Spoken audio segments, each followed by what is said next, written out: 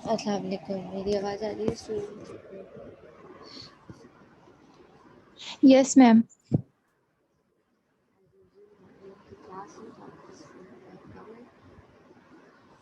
लेकिन हम क्लास से स्टार्ट कर देते हैं। हमने स्टार्ट करते हैं।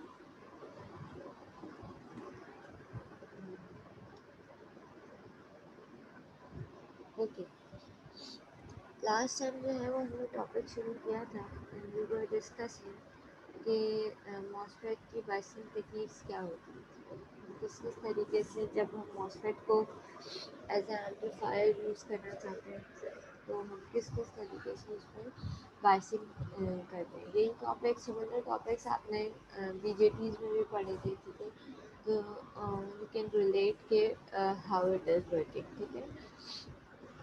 ज़ाहिर है मॉसफेट की बाइसिंग टेक्निक्स सिमिलर हैं, it is similar to BJTs but obviously उनका वर्किंग क्राइटेरिया अपने तरीके से अलग है, ठीक है? हम लास्ट क्लास में देख रहे थे, पहले जो हमने बाइसिंग टेक्निक डिस्कस की थी that was biasing by fixing VGS, ठीक है? फिर हमने कहा था कि भाई ये इस तरह से बाइसिंग, मतलब अगर मैं फिक्स वीजीएस एक सप्लाई लगा दूँ, ठीक है, तो इस तरीके से बाइसिंग पॉसिबल तो है और हो भी सकती है, लेकिन इसको गुड प्रैक्टिस नहीं समझा जाता क्योंकि ये डिपेंडेंट होती है मॉसफेट के पैरामीटर्स पे, ठीक है? फैब्रिकेशन पैरामीटर्स पे से that is mu and cox और डब्ल्यू और एल, ठीक है? साइड कैपेसिटेंस विड्थ लेंथ इस सब पे डिपेंडेंट होती है और जाहिर है हर डिवाइस का जो है वो अपना अलग जो है फैब्रिकेशन पैरामीटर्स होते हैं, ठीक है? तो सबकी स्पेसिफिकेशंस अलग होती है। तो एक ही वीजीएस, एक ही सप्लाई जो हम एक वर्जन के लिए या एक टाइप ऑफ उसके लिए यूज़ कर रहे हैं मॉसफेट के लिए, वही वीजीएस हम दूसरी टाइप के लिए यूज़ नहीं कर सकते, ठीक है? तो सेम वीजीएस पे हम देखा था ग्राफिकली कि सेम वीजीएस पे ही करंट में बहुत ज़्यादा डिफरेंस आ रहा था, ठीक है? एक डिवाइस के लिए करंट कम आ रहा था तो दूसरे के लिए बहुत ज़्यादा आ रहा था, ठीक है?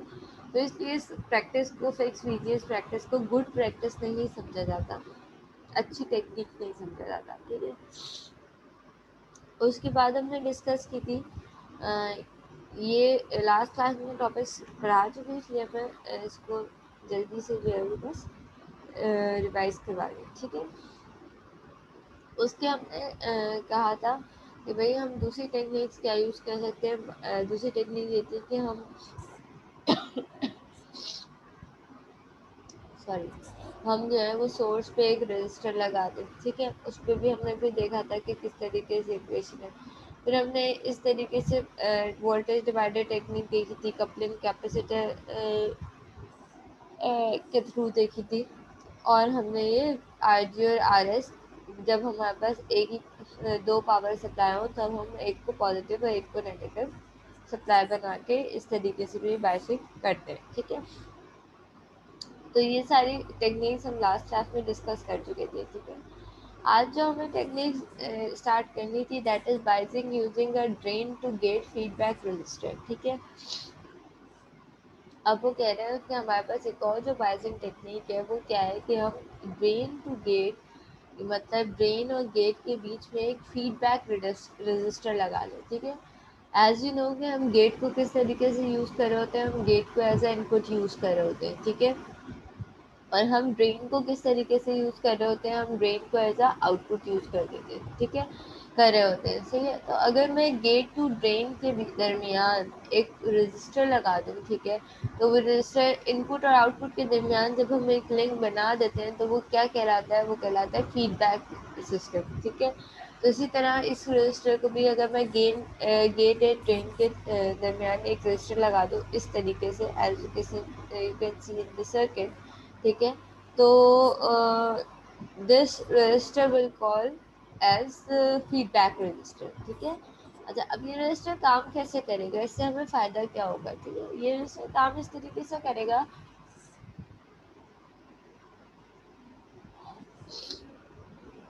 कि इस रजिस्टर पे जो इसकी जो रेजिस्टेंस है वो हम बहुत लार्ज रेजिस्टेंस लेंगे, ठीक है?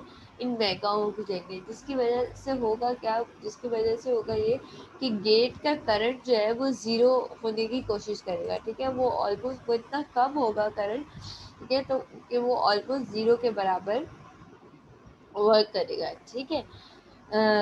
जो आपके गेट का करंट है दैट इज आई जी, ठीक है। तो I G is almost equals to zero, ठीक है। अच्छा, फिर ये गेट रजिस्टर काम क्या करेगा, फिर गेट रजिस्टर काम ये करेगा कि ये कोशिश करेगा कि ये गेट टू ड्रेन जो आपके पास करंट है, ठीक है, उसको सेम रखे, ठीक है। ये चाहेगा, ये कोशिश करेगा कि आपके आईडी जो है वो कांस्टेंट रहे, ठीक है,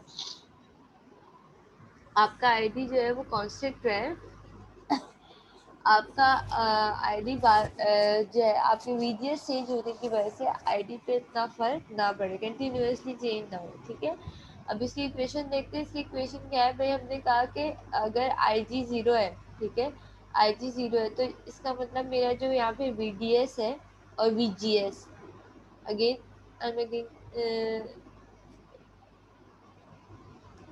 ओके, VGS एंड VDS दोनों क्या है, बराबर है, because this gate current is zero, ठीक है। तो ये इस गेट करंट के ज़ीरो होने की वजह से हमने क्या किया भाई, जो वोल्टेजेस, और यहाँ पे एक फीडबैक रेजिस्टर लगा हुआ है, तो जो वोल्टेजेस VGS पे आ रहे हैं वही वोल्टेजेस VDS पे आ रहे हैं, ठीक है। तो इक्वेशन क्या बनी, इक्वेशन आपके पास बनी VGS is equals to VDS is equals to VDD minus IDRD।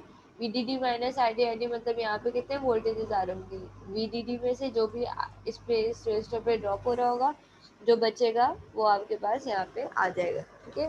VDD क्या है हमारे, एक मिनट, VDD क्या है, हमारे सोर्स है, ठीक है। उसमें से जितना वोल्टेजेस आ रहे होंगे यहाँ पे ड्रॉप होंगे, ठीक है। ड्रॉप किस रेशियो से होंगे, आई आई डी आर डी पे, सही है। और जो रिमेनिंग वोल्टेजेस बचेगा वो आपके पास यहाँ आ रहा होगा, ठीक है। और हम ये कह रहे हैं कि this voltage is equal to this voltages, ठीक है, क्योंकि यहाँ पे हमारे पास एक फीडबैक रेजिस्टर है और उसकी रेजिस्टेंस इतनी ज़्यादा है कि यहाँ पे से करंट फ्लो नहीं हो रहा। तो हम इसको अज्यूम करेंगे कि भाई यहाँ पे इन दोनों के वोल्टेजेस इतने ज़्यादा करंट इतना कम करंट होने की वजह से इन दोनों का वोल्टेजेस सेम है, मतलब ये as a short circuit behave कर रहा है, ठीक है। तो हमारे पास इक्वेशन क्या बन गई, V G S is equals to V D S is equals to V D D minus I D R D. और इस इक्वेशन को अगर मैं रीअरेंज करूँ, ठीक है, वी डी डी उधर ले जाऊँ, वी जी एस इधर ले आऊँ, तो ये क्या बन जाएगी, V D D is equals to V G S plus I D R D, ठीक है। अब आप देख सकते हैं कि भाई हमारे पास वी डी डी तो फिक्स सप्लाई होती है, ठीक है, वी डी डी तो आपके पास फिक्स सप्लाई है। तो अगर इफ इन केस आपके पास VGS जो है वो चेंज होता है, ठीक है, VGS चेंज होगा तो आपके पास क्या चेंज होगा, आईडी चेंज होगा। अगर VGS लेट से आपके पास आईडी जो है, आईडी करंट जो है वो किसी तरीके से भी इंक्रीज हो जाता है, ठीक है, तो अल्टीमेटली क्या होगा, ये करंट इंक्रीज होगा, ये फीडबैक रजिस्टर लगा हुआ है, यही यहाँ से जो है यहाँ के वोल्टेजेस इंक्रीज होंगे, यहाँ के वोल्टेजेस इंक्रीज होंगे, अल्टीमेटली वो किसको इंक्रीज करेगा, इस क्योंकि इस फीडबैक रजिस्टर के थ्रू लगा हुआ है, तो अल्टीमेटली किसको इंक्रीज करेगा, VGS को इंक्रीज करेगा, ठीक है। तो अल्टीमेटली आपके पास होगा क्या कि आपके पास ये बैलेंस रहेगा, ठीक है, आईडी बढ़ेगा तो VGS कम होगा, और ये इक्वेशन आपके पास बैलेंस रहेगी, ठीक है। एक अगर एक फैक्टर बढ़ता है और दूसरा फैक्टर कम होता है तो ये कांस्टेंट रहेगा, जितने रेशियो से जिस रेशियो से आईडी जो है वो कम आईडी बढ़ेगा उसी रेशियो से अगर VGS कम होता है, ठीक है, तो अल्टीमेटली आपके पास VD तो कांस्टेंट है ना, तो ये इक्वेशन बैलेंस रहेगी, ठीक है। आपके पास ये इक्वेशन जो है वो, इस इक्वेशन को बैलेंस रखने के लिए ज़ाहिर है ये कांस्टेंट के बराबर है, तो एक फैक्टर अगर चेंज होता भी है तो वो फीडबैक रजिस्टर क्या करेगा, दूसरे फैक्टर को जो है वो रिस्पेक्टिवली चेंज कर देगा। तो अल्टीमेटली हमारे पास होगा क्या कि हमारे पास ये सर्किट जो है वो बैलेंस रहेगा, हमारे पास VGS चेंज होने की वजह से आईडी पे वो कांस्टेंट रहेंगे, वो कंटिन्यूसली चेंज नहीं होंगे, ठीक है। तो अगर मैं अब यहाँ पे एक सप्लाई वो देना चाहूँ, एक सिग्नल देना चाहूँ, ठीक है, दैट इज एसी सिग्नल जो हम एम्पलीफाई करवाना चाहते हैं, ठीक है।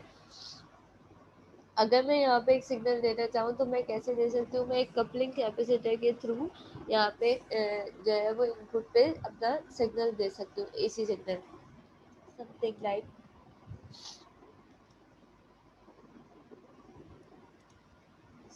लाइक दिस, कि मैं यहाँ पे इनपुट पे एक कपलिंग कैपेसिटर लगाऊं और उसके साथ अपना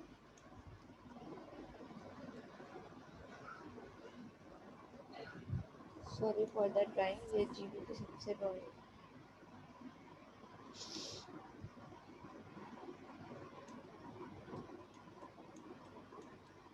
ग्राउंड है सही। तो यहाँ पे हम अपना सिग्नल प्लस एसी सिग्नल में अपना यहाँ पे कनेक्ट कर सकती हूँ विया कपलिंग कैपेसिटर, ठीक है। कपलिंग कैपेसिटर लगाने की वजह क्या है, कपलिंग कैपेसिटर लगाने की वजह ये है कि हम जो है हम नहीं चाहते कि इसका कोई डीसी कंपोनेंट, कपलिंग कैपेसिटर क्या करेगा कि अगर आपके पास कोई सिग्नल में कोई डीसी कंपोनेंट है तो उसको ब्लॉक कर देगा, ठीक है। उसकी वजह क्या है कि अगर वो डीसी कंपोनेंट यहाँ पे आ गया तो हमारी बाइसिंग को जो है वो चेंज कर देगा, ठीक है। जो हमने डीसी बाइसिंग की हुई थी वो इफेक्टेड हो जाएगी, इसलिए हमने यहाँ पे कपलिंग कैपेसिटर लगा दिया ताकि हमारे पास सिग्नल क्या कोई भी डीसी कंपोनेंट सर्किट को इफेक्ट ना करे, ठीक है। और देन हम आउटपुट भी इसी तरह एक बाइसिंग कपलिंग कैपेसिटर लगा के हम आउटपुट भी जनरेट करवा सकते हैं, ठीक है। जिस तरह इनपुट पे कैपेसिटर लगाया है इस तरह हम आउटपुट पे भी कपलिंग कैपेसिटर लगा के आउटपुट ले सकते हैं, ठीक है, ताकि हमारे पास डीसी कंपोनेंट रिमूव हो जाए उसमें से।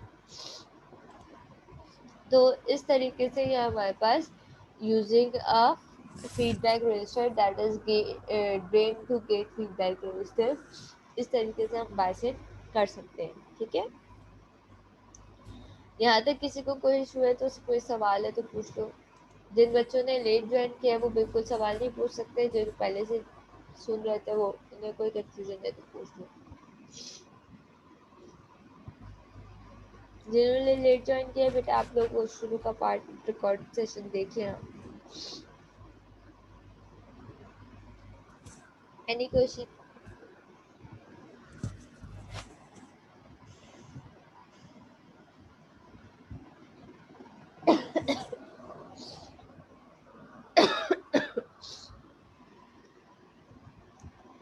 Okay sorry, let's continue. अब आगे कंटिन्यू करते हैं। उसके बाद जो एक और बाइसिंग टेक्निक है, ठीक है, that is force biasing technique. वो क्या है, biasing using constant current source, ठीक है। अब वो कह रहे हैं कि भाई हम एक कांस्टेंट करंट सोर्स अगर जो है वो सोर्स पे लगा दें, ठीक है, तो हम इसके थ्रू भी बाइसिंग करवा सकते हैं, ठीक है। इस सर्किट अब देख सकते हैं कि भाई यहाँ पे हमने क्या किया, हमने यहाँ पे एक सोर्स पे एक अदर करंट सोर्स लगा दिया है, ठीक है। That is another way of biasing the amplifier, ठीक है। अब ये करंट सोर्स हमने भाई थ्योरेटिकली तो लगा दी, ठीक है। एज यू कैन सी के प्रैक्टिकली हमारे पास करंट सोर्स इटसेल्फ अलग से कोई चीज़ नहीं होती है, ठीक है। हम कहते हैं भाई किसी न किसी जो है वो करंट वोल्टेज सप्लाई तो हमारे पास होती है, लेकिन करंट उसी वोल्टेज की वजह से प्रोड्यूस हो रहा होता है ना अल्टीमेटली। तो हमारे पास कोई अलग से करंट सोर्स होती नहीं है प्रैक्टिकली। थ्योरेटिकली तो हम ये देखते हैं भाई हमने ये करंट सोर्स लगा दी, ठीक है। प्रैक्टिकली हम कोई अलग से करंट सोर्स कोई, जैसे हमारे पास वोल्टेज सोर्स के लिए बैटरीज होती हैं, सेल्स होते हैं, ठीक है। इस तरह हमारे पास करंट सोर्स के लिए कोई चीज़ थोड़ी होती है, वो तो वोल्टेज की वजह से करंट प्रोड्यूस हो रहा होता है ना, ठीक है। तो हम ये कहते हैं कि भाई ये करंट सोर्स लगाना है अगर हमें बाइसिंग के लिए, तो ये करंट सोर्स लगाएं कैसे, ठीक है, प्रैक्टिकली इसको कैसे इम्प्लीमेंट करें। तो प्रैक्टिकल इम्प्लीमेंटेशन सर्किट आपके पास सर्किट नंबर बी गिवन है, ठीक है। ओके, सर्किट नंबर बी में हमने क्या किया हुआ है कि हमने दो मॉसफेट्स को कनेक्ट किया हुआ है, ठीक है। Q1 is the main MOSFET, ये एम्पलीफायर डिजाइन किया हुआ है, ठीक है। Q1 is the main MOSFET, ठीक है। और ये Q2 जो है वो इस Q1 के लिए as a current source behave कर रहा है, ठीक है। अल्टीमेटली आपके पास Q1 की अगर इक्वेशन देखें तो Q1 के पे हमारे पास करंट क्या आ रहा होगा, ID1, Q1 को करंट को ID1 कहा गया है, ठीक है। ID1 is equals to half Kn prime W over L VGS minus VT square, ठीक है। आपको पता है कि ये इक्वेशन करंट की इक्वेशन पहले भी आप पढ़ते हुए आए हो ये वाली, ठीक है। तो इसका करंट तो आपके पास सिंपली ID1 का इस मॉसफेट का तो डायरेक्टली यही होगा, ठीक है। भेरोनिका भाई ID1 और किसके बराबर है, आई उसी को आई रेफरेंस कहा गया। और इन टर्म्स ऑफ वोल्टेजेस मैं इक्वेशन लिखूं तो मेरी इक्वेशन क्या बनेगी, VDD प्लस VSS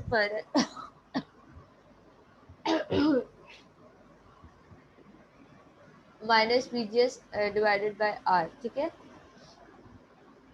अच्छा class give me a minute, मैं जो वो पानी पी लूँ, मुझे मेरा जो है वो गला ब्लॉक हो रहा है फ्लू की वजह से, ठीक है। Give me a minute, I am just coming back.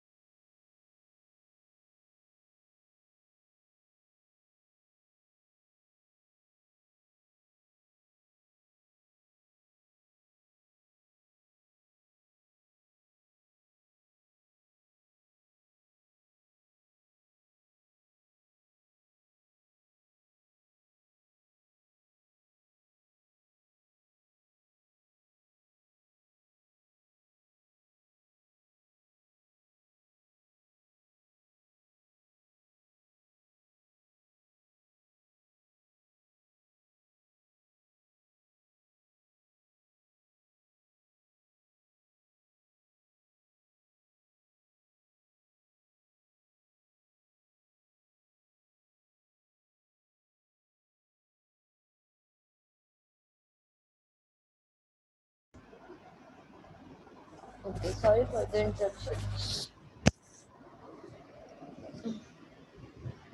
अच्छा जी, हम बात क्या कर रहे थे, हम बात कर रहे थे कि भाई मैं इसके इक्वेशन एक और तरीके से निकालना चाहूँ यूजिंग VTR, तो मैं कैसे निकाल सकती हूँ, मैं इस इक्वेशन से निकाल सकती हूँ VDD plus VSS minus VGS divide by R। अब ये इक्वेशन आई कैसे, ये इक्वेशन सिंपल आई इस तरीके से कि हमने यहाँ पे इसका लिखा लूप इक्वेशन लिखी है, ठीक है। लूप इक्वेशन किस तरीके से लिखी है, मैं अगर इसको ड्रॉ करूँ तो किस तरीके से ड्रॉ कर सकती हूँ। मैं कह रही हूँ भाई एक सप्लाई है, ठीक है, that is equal to VDD, ठीक है। मैं इसको सिंप्लीफाइड फॉर्म बना रही हूँ, ठीक है, ताकि आपको ये इक्वेशन समझ में आए, ठीक है। ये सप्लाई बराबर है VDD के, ठीक है। उसके बाद क्या क्या ड्रॉप आ रहा है, एक ये रजिस्टर का ड्रॉप आ रहा है, ठीक है। उसके बाद अगला क्या है, अगला अगला वोल्टेज क्या है आपके पास, VGS। इसको मैं कह देती हूँ भाई ये तो से कितना मुश्किल था, ओके।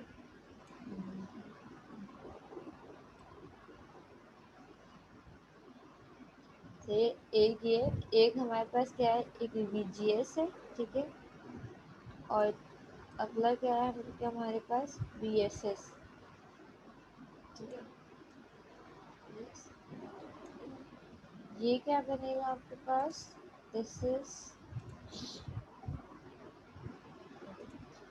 इज ID RD, ठीक है। दिस इसके ऊपर क्या ड्रॉप आ रहा है, ID RD, ठीक है। ये सप्लाई पे क्या है, VGS, ठीक है, कैपिटल्स, ठीक है, VGS। और यहाँ पे आपके पास क्या है, माइनस VSS, ठीक है। तो अगर मैं इस इक्वेशन लिखूँ तो मेरे पास इक्वेशन क्या बनेगी, मेरे पास इक्वेशन बनेगी, ओके, मेरे पास इक्वेशन बनेगी minus VDD plus ID RD plus VGS minus VSS, ठीक है। कुछ इसी तरीके से बनेगा, सही है, माइनस VDD, ठीक है,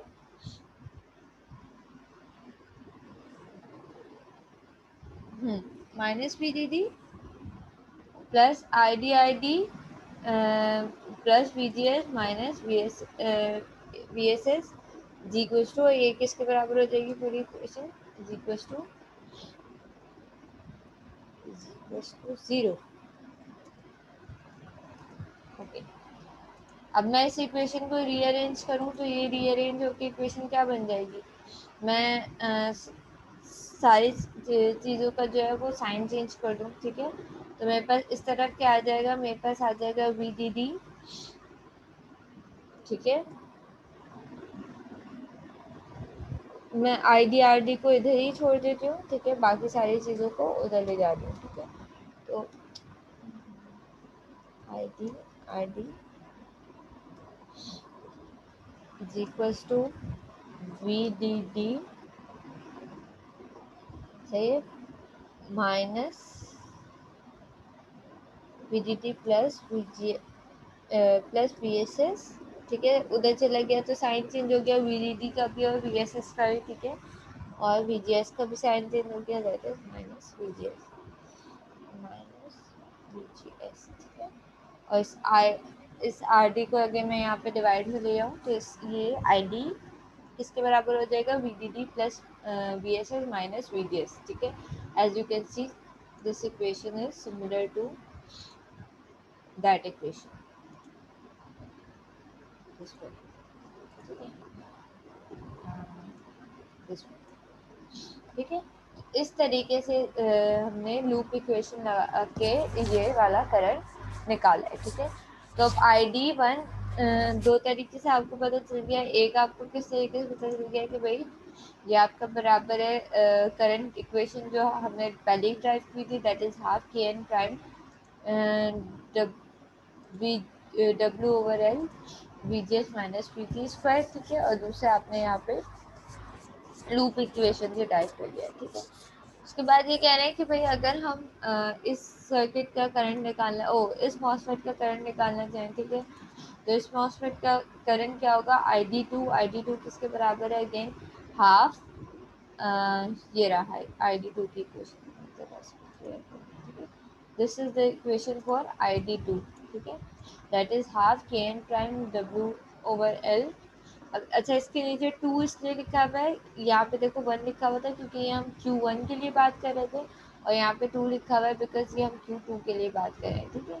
तो यहाँ पे half KN prime V W over L 2 into VGS minus VT का स्क्वायर, ठीक है। और इन दोनों इक्वेशन को अगर हम कंपेयर करें, सही है, इन दोनों इक्वेशन को हम जो है वो कंपेयर करें तो हमारे पास आउटपुट पे अल्टीमेटली सारी चीज़ें कैंसिल हो जाएंगी, ठीक है। तो हमारे पास आउटपुट पे बचेगा क्या, हमारा टोटल आई जो है वो किसके बराबर होगा, आई रेफरेंस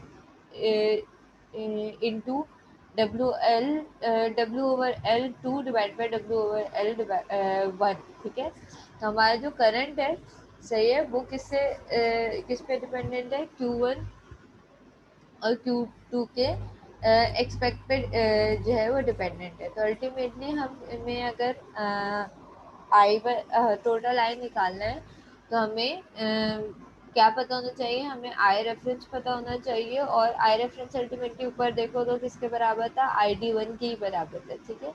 और हमारा वो मल्टीप्लाई होगा किस रेशो से, इस रेशो से W over L 2 divide by W over L 1, ठीक है। तो इस करंट को बेसिकली, ये जो आई हमने निकाला है, इस करंट को बेसिकली करंट मिरर कहा जाता है, ठीक है। इस करंट को करंट मिरर कहा जाता है, और ये बहुत ज़्यादा इम्पोर्टेंट फैक्टर होता है जब आप आईसी डिज़ाइनिंग की तरफ जाते हो, ठीक है। और आईसी डिज़ाइनिंग में आप मॉसफेट्स के थ्रू एम्पलीफायर्स डिज़ाइन कर रहे हो, तो this current mirror is very useful, ठीक है।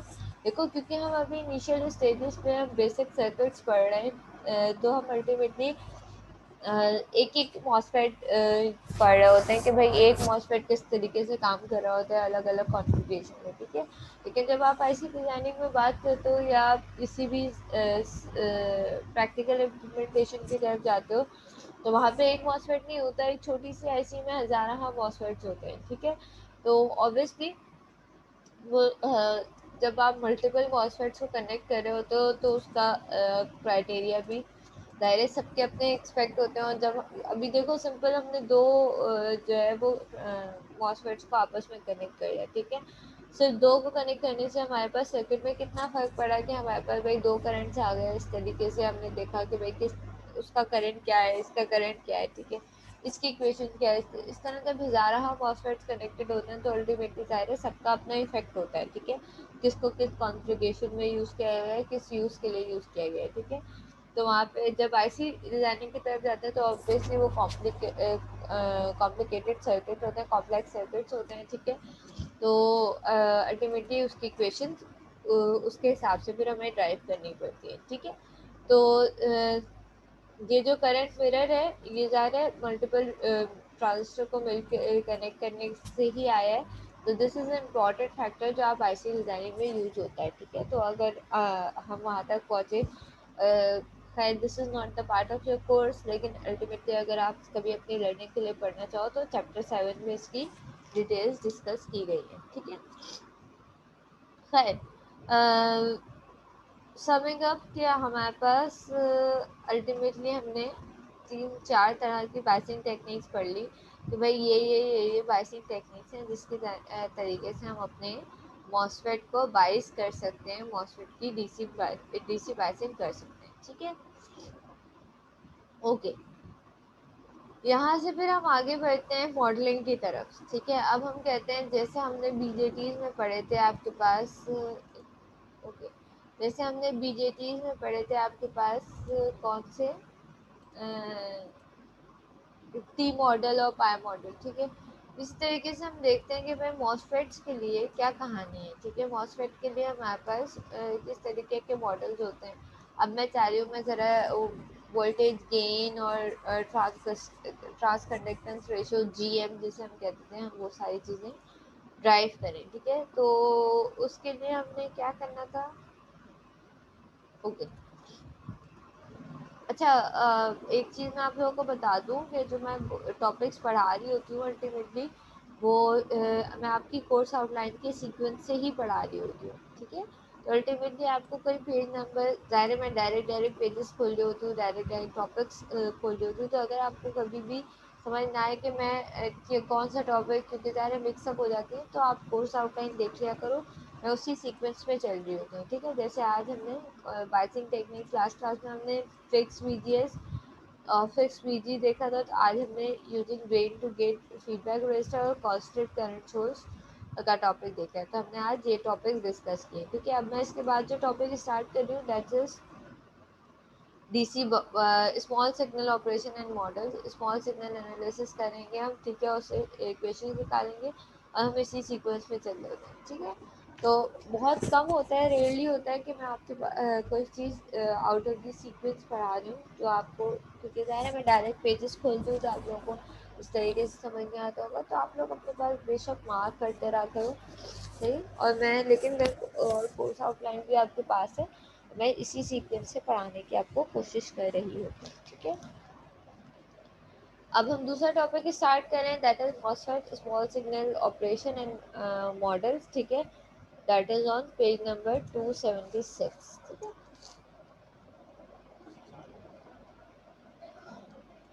ओके, सॉरी, बुक का 276 था, ओके। अच्छा जी, अब हम बात करते हैं कि भाई हमने अभी तक जितनी भी एनालिसिस की है, ठीक है, हम ये कह रहे हैं कि भाई हम अपने इनपुट को जो है वो छोटा रखना चाहते हैं, ठीक है। हमें ये सारी टेक्निक्स, ये सारा काम वो ही इसी वक्त सकता है जब आपका जो VGS है, जो आप AC सिग्नल अप्लाई कर रहे हो, जिसको आप एम्पलीफाई करवाना चाह रहे हो, तो यहाँ पे आपको वो एज अ ट्राइंगुलर वेव दी हुई है, तो जिसको आप एम्पलीफाई करवाना चाह रहे हो वो स्मॉल सिग्नल हो, ठीक है। वो लार्ज सिग्नल ना हो, वो स्मॉल सिग्नल हो। तो पॉइंट ये है कि भाई वो स्मॉल सिग्नल हो तो वो किस तरीके से, कितना स्मॉल सिग्नल होना चाहिए, उसकी कोई लिमिट तो होगी, कोई इक्वेशंस तो होगी, ठीक है। तो सबसे पहले हम ड्राइव करने की कोशिश करते हैं कि भाई DC, अगेन यहाँ पे बाइसिंग पॉइंट जिसका स्कीम है उसके थ्रू हमने लिमिट्स निकाली है, तो हम वन बाय वन इसको देखते हैं कि किस तरीके से, ठीक है। सबसे पहले वो कह रहे हैं भाई DC बॉयस पॉइंट क्या होगा, करंट आपके पास किसके बराबर होगा, ये इक्वेशन आप बार बार देख रहे हो। तो करंट आपके पास किसके बराबर होता है, half KN prime VGS minus VT का होल स्क्वायर, और VGS माइनस VT को अगर आप कंपेयर करना चाहें तो वो किसके बराबर होता है, V ओवर ड्राइव वोल्टेज के बराबर होता है, ठीक है। VGS माइनस VT आपके पास V ओवर ड्राइव वोल्टेज के बराबर होता है, ठीक है।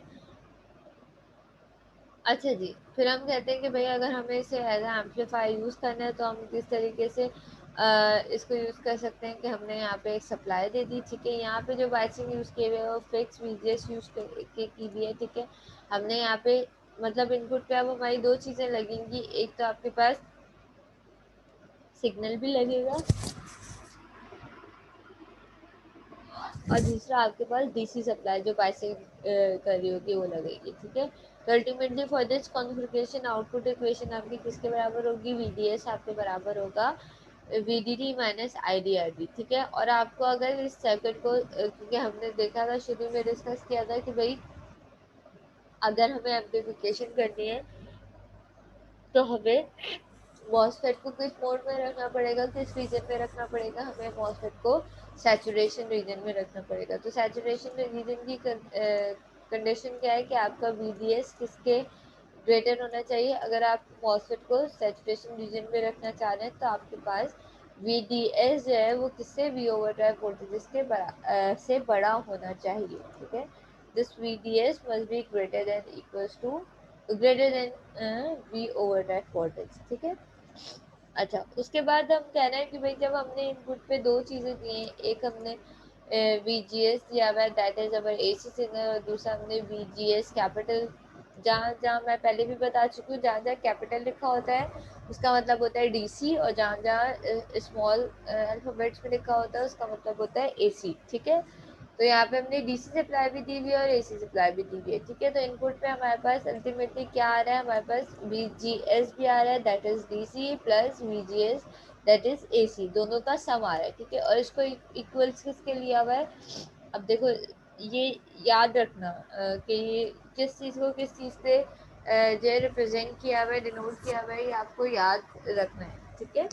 तो यहाँ पे देखो V स्मॉल v है और कैपिटल GS लिखा हुआ है, तो दिस स्मॉल v है और कैपिटल GS है। This this symbol is representing the sum of AC and DC voltages, ठीक है। This symbol is representing the sum of AC and DC voltages at the input, ठीक है। तो ultimately अब मैं अगर अपने इक्वेशन में चेंज करना चाहूँ कि भाई अब मेरा ID किसके बराबर होगा, तो VGS को मैंने किससे रिप्लेस कर दिया, इस VGS को मैंने किससे रिप्लेस कर दिया, ये जो इक्वेशन में VGS था हमारे पास, अब वो खाली VGS नहीं है, वो क्या है, वो दोनों का सम है that is VGS plus VGS, ठीक है। मतलब capital VGS plus small VGS, ठीक है। और इस इक्वेशन को रीअरेंज करके अगर मैं इस पे फॉर्मूला लगाऊं ए प्लस बी होल स्क्वायर का, तो वो हमारे पास ये इक्वेशन क्या बन जाएगी, ये इक्वेशन इस तरीके से बन जाएगी। अब ये फॉर्मूला किस तरीके से लगाया ये मैं लिख के आप लोगों को समझा देती हूँ, ठीक है। हमने कुछ नहीं किया, हमने इस इक्वेशन को हमने हमने इस इक्वेशन को रीअरेंज करके इसमें a plus B whole square का फॉर्मूला लगाया, ठीक है। इस तरीके से हमने क्या कहा, मैं इसको सिर्फ रीअरेंज करके अगर लिखूँ तो मैं क्या कहूँगी, I D is equals to half half K N prime, ठीक है, is equals to V G S minus V T plus V G S का होल स्क्वायर, ठीक है। मैंने कुछ नहीं किया, बस मैं VGS को इधर VT को रीअरेंज किया, ठीक है। अब मैं इसको ये कंसिडर कर लेती हूँ कि भाई ये तो कांस्टेंट है हमारे पास, ये तो सबसे मल्टीप्लाई हो रहा होगा, ठीक है। मैं ये कह रही हूँ कि भाई हमारे पास दिस इज A, ठीक है, एंड दिस इज B, सही है, this is A and this is B। मेरे पास इक्वेशन क्या बन जाएगी ultimately, half K N prime सबके साथ आएगा, तीनों फैक्टर्स के साथ आएगा, ठीक है। मेरे पास अल्टीमेटली इक्वेशन क्या बन जाएगी, इक्वेशन बन जाएगी मेरे पास half a plus B whole square किसके बराबर होता है, a square plus 2ab plus b square, ठीक है। पहले क्या आया मेरे पास, ए स्क्वायर आएगा, फिर half K N prime, half K N prime V G S minus V T. इस पूरे को हमने क्या कंसिडर किया है, V G S minus V T को ए कंसिडर किया, और ये जो स्मॉल वी जी एस है इसको बी कंसिडर किया है, ठीक है। तो फॉर्मूला क्या है, ए स्क्वायर, तो ये हमारा ए है और इसका स्क्वायर कर देते हैं, प्लस 2ab, ठीक है। अब 2ab के लिए अब जब मैं 2 लगाऊंगी तो ये हाफ 2 से कैंसिल हो जाएगा, ठीक है। तो यहाँ पे पास मेरे पास से बचेगा क्या, अच्छा के एन प्राइम नहीं है, के एन है प्राइम, के एन प्राइम जो है वो बराबर होता है खाली ऑक्साइड कैपेसिटेंस के और म्यू एन के, ठीक है।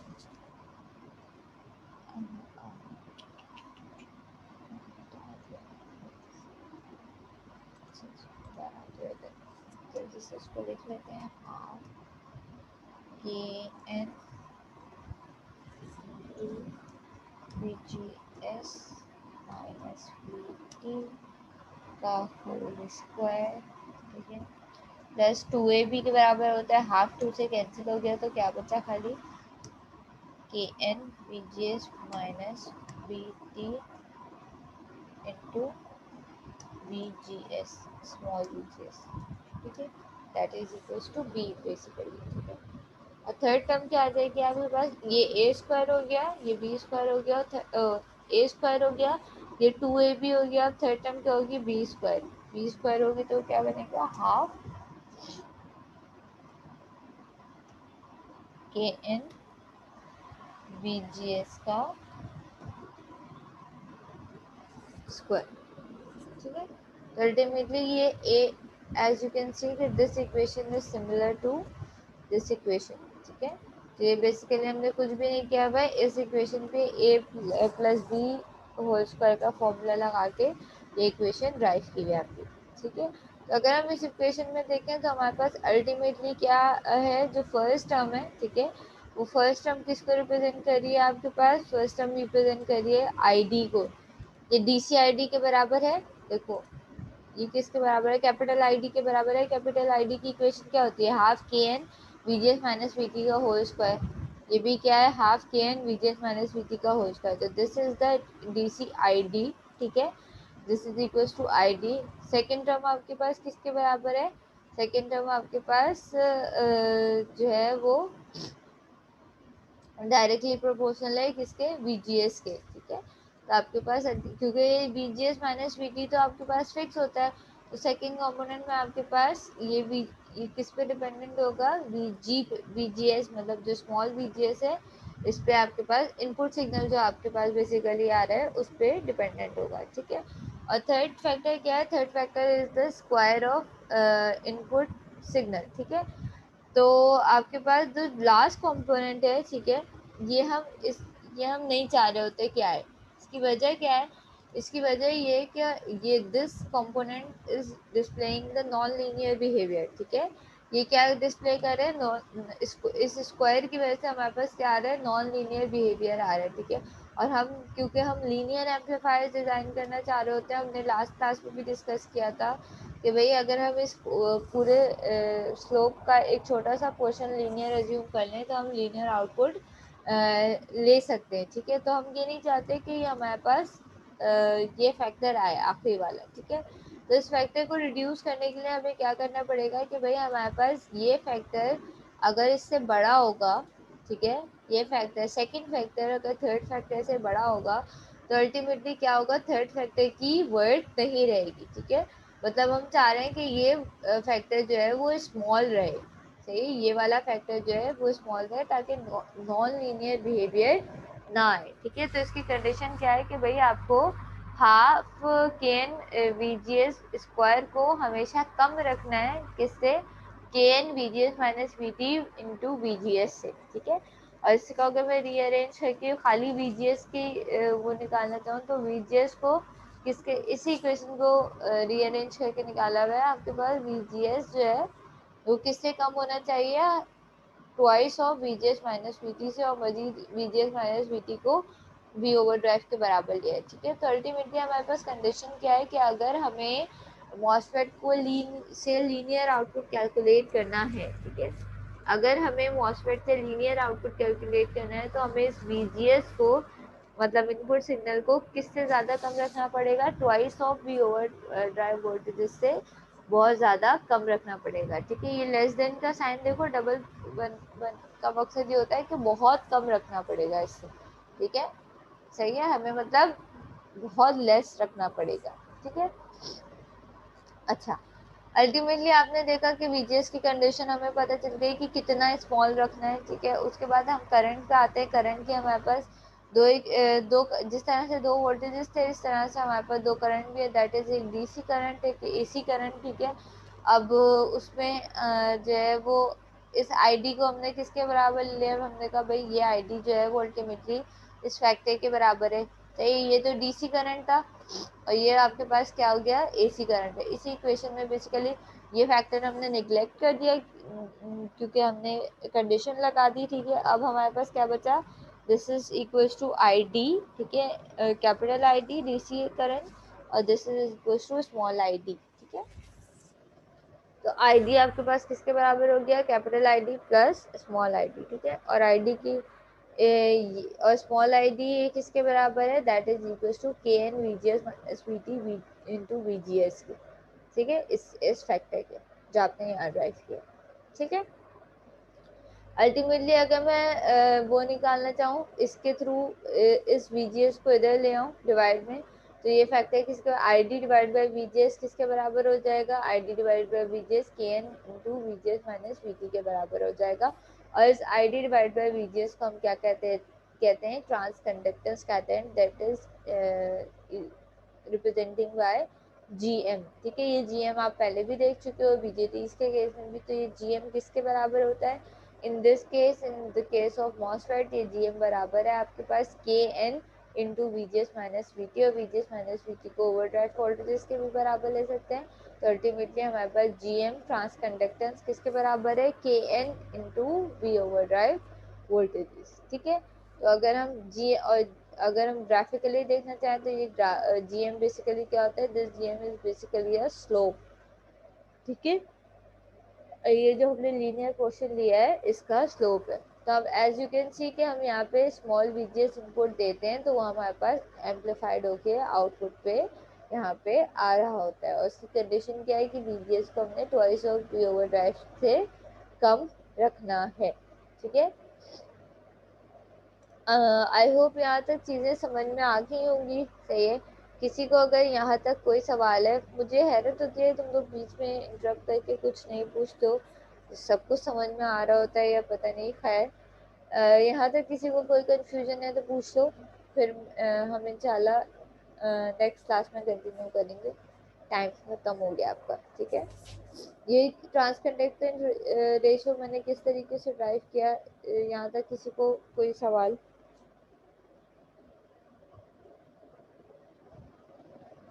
जी बेटा शारिक, मैं by the end of this week मैं अपलोड कर दूंगी, आपके मिड टर्म्स चेक हो रहे हैं, इन प्रोग्रेस है, ठीक है। दायरे मेरे पास दूसरे कोर्स भी हैं तो वन बाय वन मैं उसे चेक कर रही हूँ, ठीक है।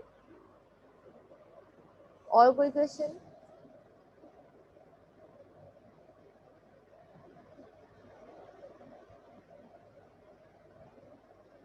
ओके, अपनी अटेंडेंस मार्क कर दीजिएगा आप, आई होप आप सबने मार्क कर दी है। इंशाल्लाह नेक्स्ट क्लास में कल मिलते हैं और हम कल पे ये वोल्टेज गेन की इक्वेशन और ड्राइव करते हैं और फिर इसके मॉडल्स देखेंगे कि किस तरीके से होते हैं, ठीक है। इंशाल्लाह नेक्स्ट क्लास में मिलते हैं, जब तक के लिए अल्लाह हाफिज़।